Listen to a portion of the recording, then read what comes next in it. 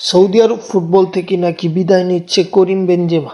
ফ্রান্সের এই ফরোয়ার্ড অত্যন্ত ভালো খেলে এবং এজন্যই তাকে দলে বেরাতে চায় অনেক ইউরোপিয়ান ক্লাব, কিন্তু রিয়াল মাদ্রিদ থেকে তাকে উড়িয়ে এনেছিল সৌদির আল ইত্তেহাদ।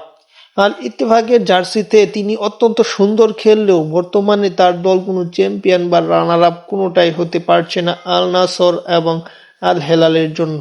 লিগ চ্যাম্পিয়ন কিংবা অন্যান্য যে টুর্নামেন্টগুলো আছে সবগুলোতেই বাজেভাবে পারফর্ম করছে তার দল। সবকিছু মিলিয়ে গুঞ্জন শোনা যাচ্ছে এবারেই তার শেষ মৌসুম সৌদি আরবে চলে যাবেন। এ ঘটনা কতটুকু সত্যি তা এখন পর্যন্ত জানা যায়নি। যদি আসলে করিম বেনজেমা ছেড়ে সৌদি ছেড়ে রিয়াল মাদ্রিদে যায় তাহলে অবশ্যই আপনাদের সব খবর আমি জানাবো। তাই চ্যানেলটি সাবস্ক্রাইব করে রাখতে পারেন এবং খবর জেনে নিতে পারেন। ধন্যবাদ সকলকে, পরবর্তী ভিডিও দেখবেন।